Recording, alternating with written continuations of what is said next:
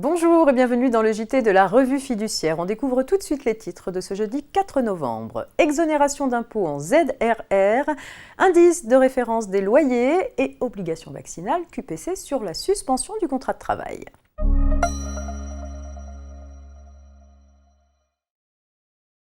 C'est donc l'actualité fiscale qui ouvre cette édition avec l'affaire suivante. Pour mémoire, les entreprises créées ou reprises dans les zones de revitalisation rurale, dites ZRR, peuvent sous certaines conditions bénéficier d'un allègement d'impôt sur les bénéfices. Ainsi, un contribuable salarié d'une société informatique réalise par ailleurs des prestations de services informatiques pour le compte de différentes sociétés avec lesquelles il a été mis en relation par des plateformes numériques. Il omet de déclarer ses activités, mais le fisc s'en aperçoit, et le taxe d'office à l'impôt sur le revenu dans la catégorie des bénéfices industriels et commerciaux. Le contribuable conteste le redressement devant les tribunaux, mais en vain. Selon les juges, les conditions dans lesquelles ces prestations ont été rendues ne permettent pas de considérer les rémunérations perçues comme des salaires. Il ne s'agit pas non plus de bénéfices industriels et commerciaux, dans la mesure où l'activité de prestataire informatique met principalement en œuvre ses compétences d'ingénieur informatique.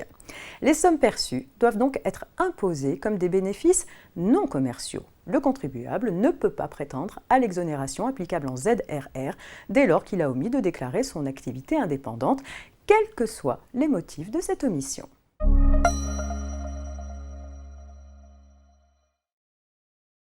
Les loyers d'habitation évoluent avec l'indice de référence des loyers, l'IRL. L'INSEE vient de publier l'IRL du troisième trimestre 2021.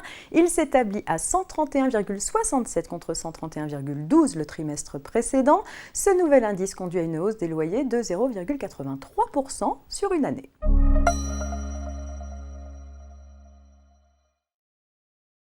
Des salariés dont le contrat de travail a été suspendu faute de respect de leur obligation vaccinale contre le Covid-19 ont saisi les conseils de prud'hommes de Troyes et de Saint-Brieuc en référé.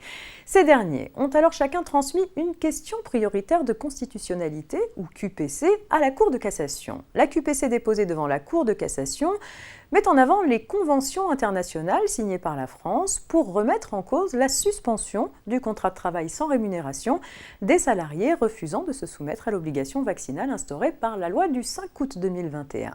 À leurs yeux, les trois conditions nécessaires pour transmettre une telle question étaient réunies, à savoir tout d'abord l'application de la loi au litige, ensuite l'absence de déclaration préalable de conformité, sachant que le Conseil constitutionnel n'a pas eu l'occasion d'examiner la conformité à la Constitution de l'article de la loi en cause, et enfin le caractère sérieux de la question, car le texte en cause a instauré de nouvelles mesures contraignantes. Nous saurons d'ici 3 mois si la Cour de cassation accepte de transmettre à son tour cette QPC au Conseil constitutionnel, qui aura lui aussi 3 mois pour se prononcer. C'est la fin de cette édition, on se retrouve demain vendredi pour un dernier JT avant le week-end.